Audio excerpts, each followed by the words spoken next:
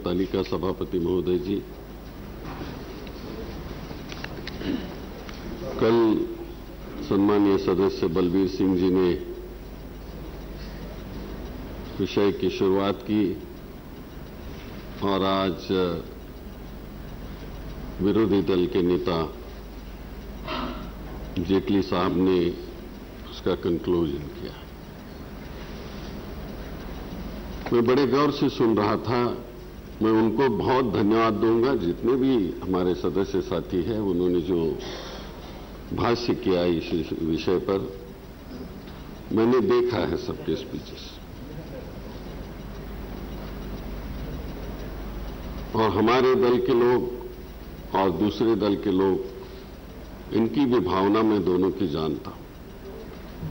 ये देश हम सबका है। जो चिंता आपकी है वही चिंता हमारी भी है।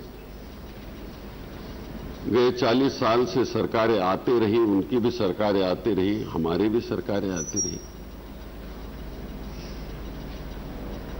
क्या इसका सवाल हम पूरा निर्णय दे चुके हैं? जब भी हमारे को सत्ता वहां हासिल करने का मौका मिला, नहीं कर पाए। ये आसाम के ये 3 जिले जो हैं, ये पहली बार यहां दंगा फसाद हो रहा है।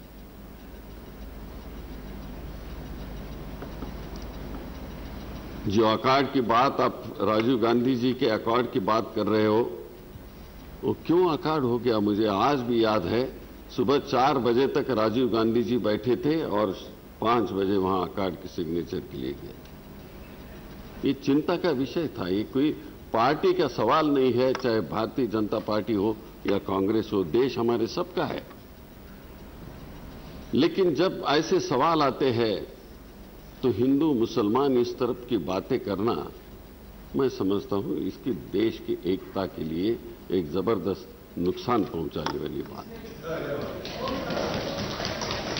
मैं कोई विरोध के लिए विरोध नहीं करना चाहता हूं। आज हम कठिन समय से जा रहे हैं।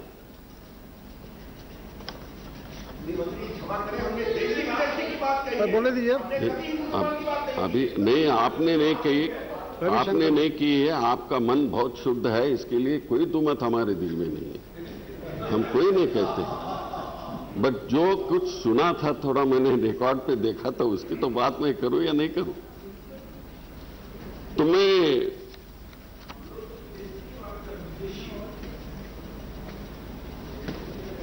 देखिए, ये बातें जब ये ऐसी होती रहती है, विदेश की बातें, देश की बातें, बहुत अच्छा जेटली साहब ने कहा फॉरेनर्स एक्ट के बारे में। 18 साल केसेस चले हैं एक फॉरेनर को निकालने के लिए। जो अभी ट्रिब्यूनल किया है, 36 ट्रिब्यूनल वहां काम कर रहे हैं। वो भी प्रयास भारत सरकार कर रही है। लेकिन ये बात कहना कि बारडोले जी ने जो एक विचार रखा था, वो विचार कालांतर से सब चले गया है, इस तरह का हमारे तरफ से कोई निर्णय कभी नहीं हो गया। चाहे कांग्रेस पार्टी का रिजोल्यूशन भी हो, जो 1945 का आपने यहां एक उदाहरण दे दिया है। समाज बढ़ते गया, विचार बढ़ते गया।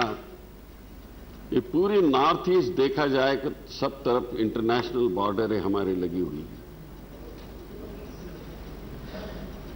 तो वहां एक एक राज्यों को संभालना एक कठिन काम है। और इसलिए मैं कहूंगा कि एक तरफ टेररिज्म की बात चल रही है, दूसरी तरफ हमारे ही देश में नक्सलाइट की बात और कृति चल रही है। ये अशांतता जब निर्माण होती है, तब हमारे सब लोगों का काम शांतता लाने का काम है, काम एंड क्वाइट दिशा लाने का काम है। यदि हम ये नहीं कर पाएंगे, तो मैं समझता हूं कि जिस तरह से हम नॉर्थ ईस्ट का सवाल हम देख रहे हैं वो हमारे साथी है। छोटे छोटे राज्य है लेकिन बहुत दिक्कत के राज्य है। कल मैं लोकसभा में बता रहा था कि किस तरह की वहां एक दिशा है, काम हो रहा है, इसकी मैं मालूमात दे रहा था। मैं थोड़ा सा बता दूंगा और फिर मैं आपको भी रिप्लाई दे दूंगा थोड़ा सा।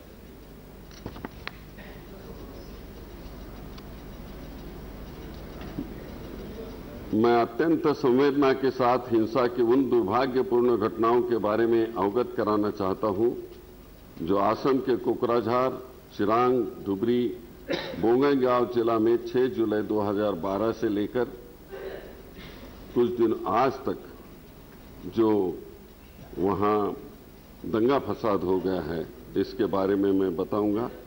असम सरकार से प्राप्त रिपोर्ट के अनुसार वहां विभिन्न सामाजिक राजनीतिक मुद्दों पर बोडोलैंड टेरिटोरियल एरिया डिस्ट्रिक्ट के बोडो और गैर बोडो समुदाय के बीच अंदरूनी आक्रोशपूर्ण तनाव चल रहा था। हिंसा के हाल ही में फैली व्यापकता के कारण वे घटनाएं थी जो मुख्य रूप से 6 जुलाई 2012 से 19 एवं 20 जुलाई 2012 के बीच हुई। दिनांक 6 जुलाई 2012 को कामतापुरी लिबरेशन ऑर्गेनाइजेशन के आतंकवादियों ने गोसाईगांव पुलिस स्टेशन के अंतर्गत आने वाले मुस्लिमपुरा गांव में अंधाधुंध गोलीबारी की, जिसके कारण मुस्लिम समुदाय के 2 लोगों की मृत्यु हो गई और 3 लोग घायल हो गए। इस संबंध में दर्ज किए गए मामले में एक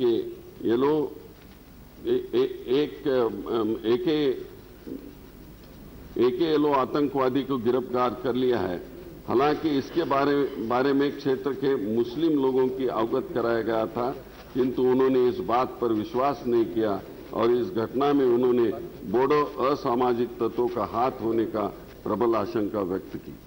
दिनांक 19 जुलाई 2012 को अज्ञात मोटरसाइकिल सवार असामाजिक तत्वों ने महबूल हक उर्फ रातुल उर्फ महू अबू सिद्दीकी, ये दोनों मगुरमारी गांव के थे और all Bodoland Muslim students union ABMASU के पदाधिकारी थे, के घर के सामने अंधाधुंध गोलीबारी की, जिससे वे गंभीर रूप से घायल हो गए।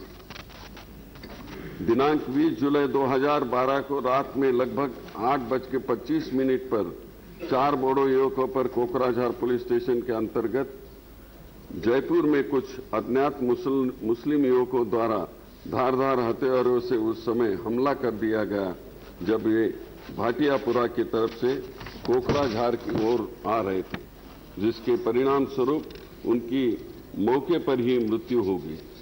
इन 4 बोडो युवकों की हत्या की इस विशिष्ट घटना के पश्चात सांप्रदायिक घटनाएं तेजी से शुरू हो गई। आरंभ में ये घटनाएं कोकराझार जिले तक सीमित थी, किंतु बाद में ABMASU और ऑल असम मुस्लिम स्टूडेंट यूनियन AMASU द्वारा दिनांक 23 जुलाई 2012 को किए गए बंद के आह्वान के पश्चात तनाव निकटवर्ती धुबरी और चिरांग जिलों में भी फैल गया। इसके बाद कोकराझार और चिरांग जिलों में दिनांक 5 और 6 अगस्त 2012 को पुनः हिंसा हुई, जिसके परिणाम स्वरूप 8 व्यक्ति मारे गए और 2 व्यक्ति घायल हो गए। 24 जुलाई 2012 से 4 अगस्त 2012 के बीच हिंसा की किसी बड़ी घटना की सूचना नहीं मिली। कोकराझार और चिरांग जिलों में 5 और 6 अगस्त 2012 को हिंसा की ताजी घटनाएं होने की सूचना प्राप्त हुई, जिसको परिणाम स्वरूप 8 व्यक्ति मारे गए और 2 व्यक्ति घायल हो गए। दिनांक 7 अगस्त और 8 अगस्त 2012 को कोकराझार जिले में 4 और शव मिले थे। दिनांक 8/8/12 की स्थिति के अनुसार इस हिंसा में अब तक प्राप्त प्राथमिक रिपोर्टों के अनुसार 50 घायल व्यक्तियों सहित 14 पुलिस कर्मियों सहित कुल 77 व्यक्ति मारे गए हैं और 7 लापता हैं। तथा 244 गांव एवं 47,000 परिवार प्रभावित हुए हैं प्लीज। और 5,367 मकानों में आग लगा दी गई है। राज्य सरकार ने प्रभावित परिवारों के लिए 340 राहत शिविर स्थापित किए हैं। जैसे ही मेरे मंत्रालय को असम की गड़बड़ियों का पता चला, राज्य सरकार द्वारा कही गई सीएपीसीएफ की 10 कंपनियां की तुलना में सीएपीसीएफ की 14 अतिरिक्त कंपनियां तत्काल भेजी गई। अतिरिक्त बलों को दैनिक आधार पर अब तक तैनात किया जाता रहा, जबकि अतिरिक्त कंपनियों की संख्या 65 हो गई है। इनमें से कुछ कंपनियों को हवाई जहाज द्वारा पहुंचाया गया था। मंत्रिमंडल सचिव ने एक बैठक बुलाई और प्रभावित मैं आपको मालूमात देता हूं, फिर जो कहना है वो कहिए। उसकी जानकारी। प्रभावित क्षेत्रों में डॉक्टरों का दल भेजा गया। राहत कार्यों में जिला प्रशासन कोकराझार की सहायता करने के लिए राष्ट्रीय आपदा कार्रवाई बल को तैनात किया गया है। प्रभावित क्षेत्रों में सेना द्वारा फ्लैग मार्च और असम पुलिस तथा केंद्रीय सशस्त्र पुलिस दलों का गश्त लगाना जारी है। अब तक हिंसा, आगजनी आदि में लिप्त 170 से अधिक व्यक्तियों को सुरक्षा बलों द्वारा गिरफ्तार किया गया है। जातीय हिंसा के संबंध में 309 मामले दर्ज किए गए हैं। 6 प्रमुख मामलों की जांच करने के लिए एडीजीपी के सीआईडी के समग्र प्रभार में विशेष जांच दल एसआईटी गठित किया गया है। प्रभावित लोगों को पूर्ण सुरक्षा उपलब्ध कराने के लिए विस्तृत सुरक्षा योजना बनाई गई है। संवेदनशील गांवों में 1 से 4 स्थायी पुलिस पिकेट प्रस्तावित किए गए हैं, जिनमें से 99 पिकेट स्थापित किए जा चुके हैं। उन्हें प्रभावित गांव की सुरक्षा सुनिश्चित करने की जिम्मेदारी सौंपी गई है। जिला प्रशासन के कानून और सुव्यवस्था बनाए रखने कार्य, राहत कार्य और अन्य संबंधित मामलों में सहायता प्रदान के लिए अन्य जिलों से अनेक सिविल और पुलिस अधिकारियों को भेजा गया है। राहत कार्यों की निगरानी के लिए राज्य के मुख्यालय से वरिष्ठ अधिकारियों को भेजा गया है। राज्य सरकार राहत शिविर में रहने वाले लोगों को न्यूनतम आधार पर सुविधा उपलब्ध करा रही है, जिनमें अनुग्रह राहत, स्वास्थ्य और सफाई शामिल है। राहत शिविरों इनमें रहने वाले लोगों के लिए बेबी फूड सहित खाद्य सामग्री, चावल, दाल, सरसों का तेल और नमक, प्रौढ़ व्यक्तियों के लिए कपड़ों, लुंगी, साड़ी और गमछा और बच्चों के कपड़ों, मोमबत्ती, साबुन, मच्छर भगाने वाली कॉयल, टूथपेस्ट, टारपोलिन, चिकित्सा सुविधाएं, पेयजल आदि की व्यवस्था की गई है। हिंसा से प्रभावित लोगों के उचित अनुग्रह और पुनर्वास अनुदान दिया जा रहा है। राहत और पुनर्वास उपायों की मौजूदा स्थिति से पता चलता है कि अति आवश्यक समय पर 4,80,000 से अधिक व्यक्तियों के लिए 340 राहत शिविर स्थापित किए गए थे। 8 अगस्त 2012 की स्थिति के अनुसार 3,41,930 लगभग व्यक्तियों को सहित 239 राहत शिविर चल रहे हैं। राहत शिविर बंद कर दिए गए हैं और आज 1,44,000 से अधिक लोग अपने अपने गांव लौट गए हैं। माननीय प्रधानमंत्री जी और पूर्ववर्ती गृह मंत्री जी क्रमशः 28 जुलाई और 30 जुलाई 2012 को हिंसा प्रभावित क्षेत्रों का दौरा किया था। मैं असम में सुरक्षा की स्थिति गहनता से और गंभीरता से निगरानी कर रहा हूं। सरकार असम में होने वाली लूटमार के कृत्यों को कड़ी निंदा करती है। दोनों समुदाय के नेताओं से अनुरोध किया गया है कि वे क्षेत्र से सामान्य स्थिति की बहाली के लिए इस मामले में मध्यस्थता करें। सीबीआई ऐसे कतिपय मामलों की जांच के लिए अपने हाथों में लगी है, जिनमें इस षड्यंत्र की संभावना दिखाई पड़ रही है। इस प्रयोजन के लिए सीबीआई के अपर निदेशक और गृह मंत्रालय के संयुक्त सचिव उत्तर पूर्व को आज गुवाहाटी भेजा गया है। मैं ये सदन को जवाब सुनिए तरुण जी। मैं ये बताना चाहूंगा कि अध्यक्ष महोदय जी, सरकार इसे बहुत गंभीरता से देखती है। अभी कुंज जी अभी हमें बात करने दीजिए। अभी सुनिए, बात तो करने दीजिए। अभी महोदय जी, हमने ये विषय बहुत गंभीरता से ले लिया है। इतना ही नहीं, मैं हर 4 घंटे के बाद मैं इफ यू कांट लिसन नहीं आप बोलिए, and that will show that you are not serious in listening the Assam's disturbances. मैं इसलिए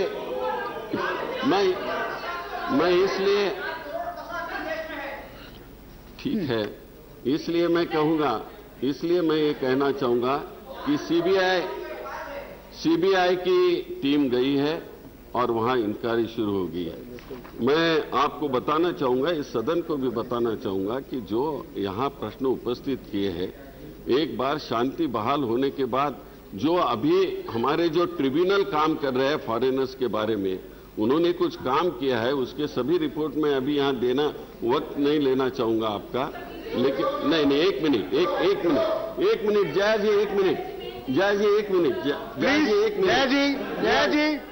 जी, एक मिनट बोलने दीजिए। मैं जया जी इंटरप्ट मत कीजिए please. But you please listen home minister को बोलने दीजिए।